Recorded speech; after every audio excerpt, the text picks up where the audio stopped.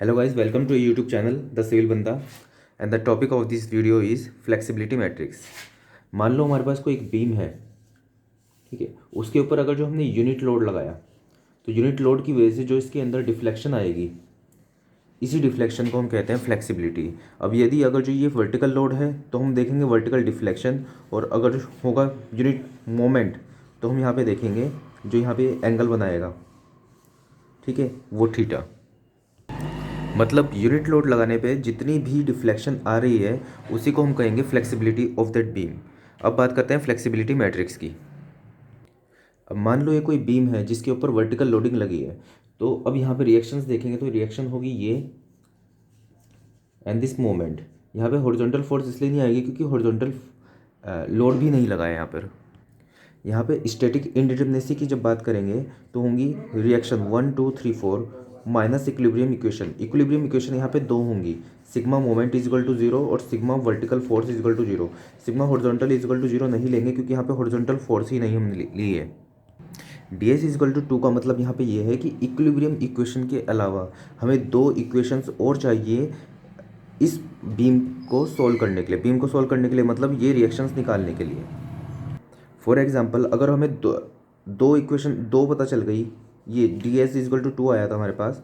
अगर जो हमें ये जो दो रिएक्शंस है पता चल गई, मान लो ये 5 किलो न्यूटन आ रहा है, ये 5 किलो न्यूटन आ रहा है, ये भी ठीक है, ये 10 किलो न्यूटन मान लिया, तो हम ये दोनों equation sigma M is equal to zero और sigma vertical force is equal to zero से हम निकाल सकते हैं। तो मतलब हम बीम सोल्व कर सकते हैं अगर ये D S is equal to two, जितनी हमारे पास रिडंडेंसी है उसको हम निकाल लें। तो ऐसे ही इंडिटरमिनेट स्ट्रक्चर को सोल्व करने के लिए बहुत सारे मेथड बने हैं, ठीक है। जैसे डिस्प्लेसमेंट मेथड्स होते हैं, कानी मेथड होता है, बहुत सारे मेथड होते हैं। उनमें से एक है फ्लेक्सिबिलिटी मैट्रिक्स मेथड। सो फ्लेक्सिबिलिटी मैट्रिक्स की हेल्प से हम ये रिडंडेंस फोर्स जो होंगी इक्विलिब्रियम इक्वेशन के एक्स्ट्रा, वो हम सोल्व करेंगे। मतलब फ्लेक्सिबिलिटी मैट्रिक्स से निकलेगी फोर्स। तो अब स्टेप बाय स्टेप हम सीखेंगे फ्लेक्सिबिलिटी मैट्रिक्स मेथड को। तो सबसे पहले हम निकालेंगे डी एस, स्टैटिक इंडिटरमिनेसी। उसके बाद हम करेंगे रिडंडेंट फोर्स को रिमूव। तो मान लो डी एस हमारे पास टू आई तो हमें टू फोर्सेस को रिमूव करना पड़ेगा। जैसे ये एग्जांपल है, यहाँ पे जो डी एस आई है यहाँ पे टू आई है, तो यहाँ पे फोर्सेस कौन कौन सी है, ये चार। तो इनमें से हमें किसी भी दो फोर्सेस को हटा देना है। तो मान लो हमने ये दोनों फोर्स हटा दी और इन दोनों फोर्सेस को हटा के हमें यहाँ पे लगाना है यूनिट लोड। अब इन यूनिट लोड की वजह से ये डिफ्लेक्ट होगी ऊपर की साइड, यहाँ पे कुछ डिफ्लेक्शन आएगा, यहाँ पे कुछ डिफ्लेक्शन आएगा। अब बनाते हैं हम फ्लेक्सिबिलिटी मैट्रिक्स। मैट्रिक्स कैसे बनेगी, अगर दो हमारे पास रिडंडेंट फोर्स है तो 2x2 की हमारे पास फ्लेक्सिबिलिटी मैट्रिक्स बनेगी। अगर 3 का होता तो हमारे पास बनती 3x3। तो इससे हमारे पास 2x2 की कुछ ऐसी मैट्रिक्स बनेगी। अब समझते हैं पहले F12 को। पहले देखो ये जो होती हैं, ये जो होती है रोज़ और ये होती है कॉलम। F12 मतलब फर्स्ट रो, पहले वाला रिप्रेजेंट करता है रो को और सेकंड वाला रिप्रेजेंट करता है कॉलम को। फर्स्ट रो सेकंड कॉलम, मतलब फर्स्ट रो सेकंड कॉलम होता है F12। ऐसे ही F21 होगा second row first column, second row first column. अब F12 का मतलब क्या होता है, F12 का मतलब ये होता है कि फोर्स हमने यूनिट लोड हमने 2 पे लगाया तो 1 पे कितनी डिस्प्लेसमेंट आई। मतलब 2 पे अगर जो हमने लोड लगाया तो इसकी वजह से 1 पे कितनी डिस्प्लेसमेंट आई। ऐसे ही F11 का क्या मतलब है, F11 का मतलब है कि 1 पोजीशन 1 पे हमने जब फोर्स लगाया तो 1 पे कितनी डिस्प्लेसमेंट आई। तो हम इसको एक सिंपल एग्जांपल से समझते हैं। अब फ्लेक्सिबिलिटी मैट्रिक्स के चारों हमें एलिमेंट निकालने हैं। तो F11 1 पे अगर जो यूनिट लोड लगाए तो 1 पे ही कितनी डिफ्लेक्शन आएगी। अगर हमारे पास कोई बीम होता है कैंटिलीवर बीम और यहाँ पे लोड लगता है P, तो यहाँ पे जो डिफ्लेक्शन आती है वो होती है PL3/3EI, ठीक है। कुछ पर्टिकुलर केसेस लिख देता हूँ मैं। तो मैं ये केसेस होते हैं हमारे पास, अगर कैंटिलीवर बीम पे P लोड लगाया तो डिफ्लेक्शन होती है PL3/3EI, और यहाँ पे जो थीटा आता है वो आता है PL²/2EI, जो कि फ्री एंड पे आता है, ठीक है। और अगर यहाँ पे मोमेंट लगता है m तो यहाँ पे डिफ्लेक्शन आता है ML²/2EI और थीटा आता है ML/EI। अब हमें देखना है 1 पे अगर जो यूनिट लोड लगाया तो यहाँ पे डिफ्लेक्शन कितनी आएगी। ये डिफ्लेक्शन ही होगा F11। तो यहाँ पे यूनिट लोड लगा तो लगाएगा यहाँ पे 1 × L³/3EI। अब आते हैं F12 पे। F12 का मतलब होता है 2 पे अगर जो लोड लगा तो 1 पे कितनी डिफ्लेक्शन आएगी। 2 पे अगर जो लोड लगा तो 1 पे कितनी डिफ्लेक्शन आएगी इसकी वजह से। तो हम इसके अंदर क्या करेंगे, ट्रांसफ़र रूल का यूज़ करेंगे। तो मान लो हमारे पास ये कोई यहाँ पे लोड लगा है 1, ठीक है, तो इस लोड को हम यहाँ पे ट्रांसफ़र करेंगे, तो यहाँ पे ट्रांसफ़र होगा 1, और इस 1 की वजह से एक मोमेंट भी आएगा। मान लो ये L लेंथ थी, तो यहाँ पे मोमेंट जो आएगा यहाँ पे वो आएगा 1 × L, मतलब L मोमेंट आएगा यहाँ पे। तो इस 1 की वजह से जो यहाँ पे डिफ्लेक्शन होगी वो होगी L³/3EI, और इस मोमेंट की वजह से जो डिफ्लेक्शन होगी वो होगी mL²/2EI। तो mL²/2EI, m कितना है हमारे पास L, तो L × L² मतलब L³/2EI। तो यहाँ पे F12 जो हमारे पास एलिमेंट होगा वो होगा L³/3EI प्लस L³/2EI। तो ये हो जाएगा हमारे पास 5L³/6EI। सिमिलरली F12 जो एलिमेंट होता है वो F2n भी एलिमेंट सेम ही होता है। जो डायगोनल ये जो एलिमेंट्स होते हैं ये मैट्रिक्स होती है, सिमेट्रिकल मैट्रिक्स होती है। इसके लेफ्ट और राइट साइड के जो एलिमेंट्स होते हैं वो सेम होते हैं, ठीक है। तो जो F12 होगा वो F21 होगा, और ये किस वजह से होता है, मैक्सवेल रेसिप्रोकल थ्योरम की वजह से होता है। हम इसे चेक भी कर सकते हैं, निकालते हैं हम F21 मतलब 1 पे अगर जो यूनिट लोड लगा तो 2 पे क्या डिस्प्लेसमेंट आएगी। तो 1 पे अगर जो लोड लगा तो यहाँ पे 2 पे कितनी डिस्प्लेसमेंट आएगी। तो 1 पे लोड लगने से 2 पे डिस्प्लेसमेंट कितनी आएगी। पहली बात तो ये डिस्प्लेसमेंट प्लस इस लोड की वजह से यहाँ पे एक थीटा एंगल आएगा, ठीक है, एक थीटा एंगल आएगा, ठीक है। और उसके बाद ये बैंड नहीं होगा इसके आगे, तो थीटा × L, ठीक है, ये यहाँ पे आ जाएगी ये वाली डिस्प्लेसमेंट थीटा × L, जो यहाँ पे थीटा आएगा इंटू ये वाली L, ठीक है। तो यहाँ पे जो डिस्प्लेसमेंट आएगी ये वाली वो होगी del1 + del2, ये होगी del1, ये होगी del2।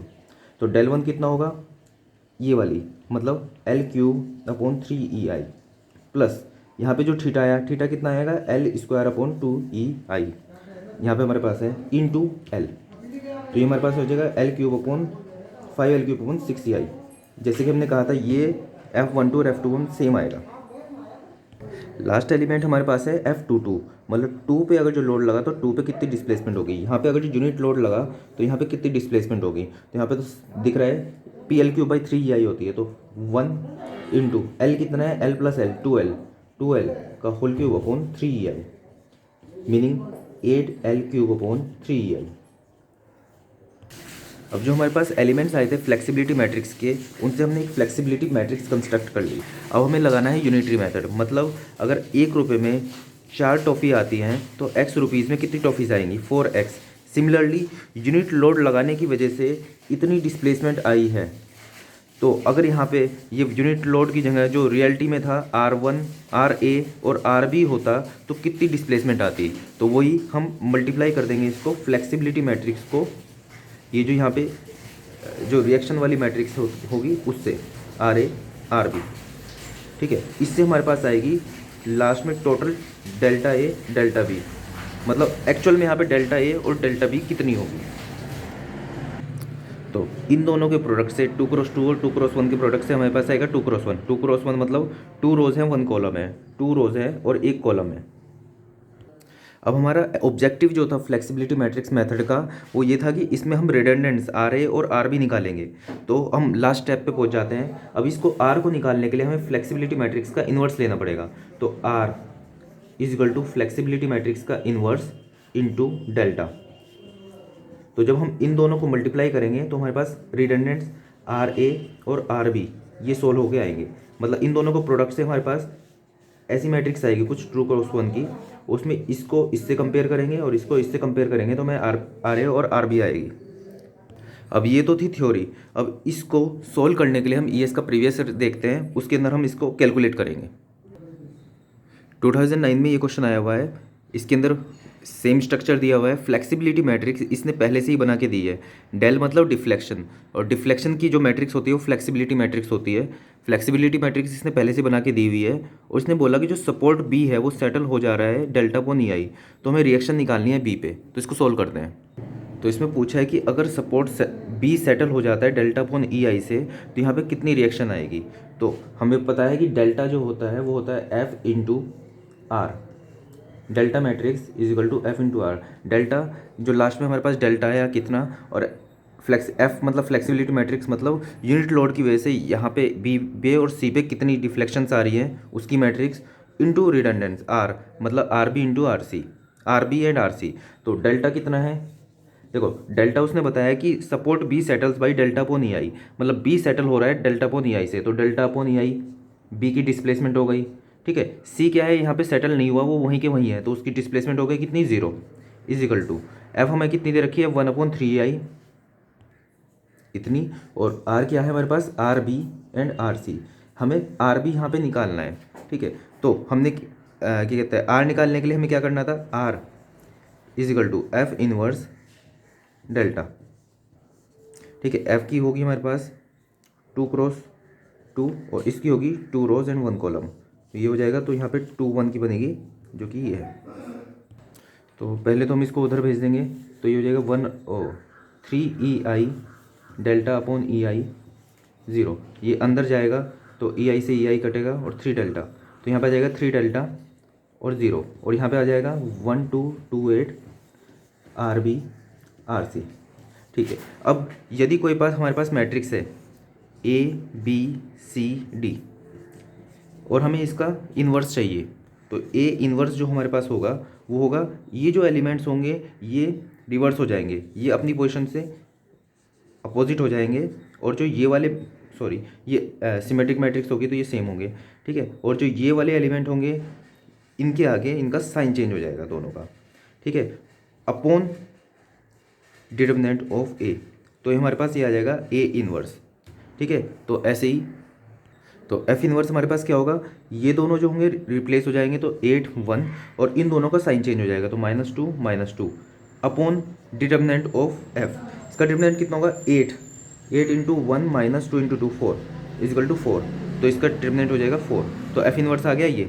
तो रिएक्शन होगी R B R C is equal to 1/4 8 -2 1 into delta, delta कितना है, 3 डेल्टा एंड 0। अब आर बी निकालने के लिए हमें क्या करना होगा, R B is equal to this into this, तो 8 इंटू 3 डेल्टा, ठीक है, -2 इंटू 0 अपॉन 4। ठीक है, यहाँ पे मैट्रिक्स को मल्टीप्लाई करेंगे तो ए 3 जा is 24 delta upon 4 is equal to 6 delta. तो इसका आंसर है सी 6 डेल्टा। एक पॉइंट रिमेंबर रखने के लिए यह है कि फ्लेक्सिबिलिटी मैट्रिक्स का जो इन्वर्स होता है वो स्टिफनेस मैट्रिक्स है। इसके ऊपर भी क्वेश्चन पूछा गया है, देखते हैं। 2010 में क्वेश्चन पूछा गया है कि ये कोई फ्लेक्सिबिलिटी मैट्रिक्स है जो कि ये है, तो हमें स्टिफनेस मैट्रिक्स निकालनी है, तो सिंपल हमें इसका इन्वर्स लेना होगा। इन्वर्स के लिए क्या करेंगे, इसको उल्टा करेंगे, 6EI अपॉन L3। ठीक है, इसका इन्वर्स निकालना है तो 16 और 2 को रिप्लेस कर देंगे और इनके आगे लगा देंगे साइन, अपॉन डिटर्मिनेंट, डिटर्मिनेंट क्या होगा, 16 2 जा 32 -25 मीन्स 7, तो ये हो जाएगा 6EI अपॉन 7L3 16 -5 -5 2, मतलब ऑप्शन डी। अभी तक 2x2 मैट्रिक्स देखिए, एक 3x3 मैट्रिक्स भी बना लेते हैं जल्दी से। इसके अंदर 1 2 3 3 एलिमेंट दिए हैं, ये हमें प्रीवियस नॉलेज है, ये हमें आनी चाहिए। तो यहाँ पे फ्लेक्सिबिलिटी मैट्रिक्स बनाते हैं, F11 F12, ये इसकी सिमेट्रिकल मैट्रिक्स है, तो ये जो तीनों एलिमेंट होंगे इन तीनों एलिमेंट के बराबर होंगे, तो इस तरफ हम एक एलिमेंट निकालेंगे और बीच के एलिमेंट निकालेंगे। सबसे पहले देखते हैं F11 मतलब वन डायरेक्शन में ये कितना डिफ्लेक्ट होगा। ठीक है, तो ये होगा PL अपॉन AE, और ये है यूनिट, तो L अपॉन AE। नेक्स्ट देखते हैं F22 मतलब 2 ऐसे मोमेंट लग रहा है, तो उसकी वजह से डिफ्लेक्शन कितनी आएगी, मोमेंट की वजह से हम देखेंगे थीटा, तो थीटा कितना होता है F22 ML अपॉन EI मतलब L अपॉन EI। F33 कितना होगा, मतलब 3 पे अगर जो लोड लगा तो 3 पे कितनी डिस्प्लेसमेंट होगी, 3 पे लोड लगा इस तरह से, तो ऊपर की साइड ही डिस्प्लेसमेंट कितनी होगी, L3 upon 3EI, L3 upon 3EI। अब देखते हैं ये, मतलब 2 पे अगर जो लोड लगा तो 1 पे कितनी डिस्प्लेसमेंट होगी, 2 पे लोड क्या लग रहा है, मोमेंट, तो 1 पे हम डिस्प्लेसमेंट क्या देखेंगे, थीटा, तो 1 पे डिस्प्लेसमेंट कितनी हो रही है, इसकी वजह से 1 पे डिस्प्लेसमेंट मतलब वन डायरेक्शन में कितनी डिस्प्लेसमेंट हो रही है, तो इस मोमेंट की वजह से सामने की साइड कुछ नहीं जा रहा है, तो ये होगी 0। ठीक है, ऐसे ही अगर जो 2 पे ये F23, सिमिलरली 3 पे अगर जो लोड लग रहा है तो 1 पे कितनी डिस्प्लेसमेंट हो रही है, मतलब 3 पे अगर जो ऐसे लोड लग रहा है तो 1 आगे की साइड कितना खींच रहा है, तो इस लोड की वजह से आगे नहीं खींच रहा है, तो ये हो गया 0। ठीक है, अब इस एलिमेंट को देखते हैं, F सेकेंड रो है और थर्ड कॉलम है, second row third column, F3 पे लोड लग रहा है तो 2 पे कितनी डिस्प्लेसमेंट आ रही है, 3 पे लोड लग रहा है मतलब ऊपर की साइड लोड लग रहा है, तो कितनी डिस्प्लेसमेंट आ रही है 2 पे, अब यहाँ पे देखेंगे ध्यान से, टू पे डिस्प्लेसमेंट मतलब टू जो कोऑर्डिनेट है वो क्या कहता है थीटा का कोऑर्डिनेट है। तो इस यूनिट लोड की वजह से कितना एंगल आ रहा है, तो यूनिट लोड लगा तो एंगल कितना आया, L square upon 2EI, L square upon 2EI। अब ध्यान से देखेंगे, जो ये 3 है इसको क्लॉकवाइज एंटी क्लॉकवाइज घुमाना चाहता है, लेकिन जो मोमेंट है टू कोऑर्डिनेट है वो खुद से क्लॉकवाइज घूमना चाहता है, तो दोनों 3 और 2 अपोजिट हो गए, तो यहाँ पे लगेगा माइनस। और हमें पता है ये सिमेट्रिकल मैट्रिक्स होती है, तो 0 का 0, 0 का 0 और minus L square upon 2EI। So that's all for this video. If you like my teaching style, then please subscribe my channel and like this video. Thank you.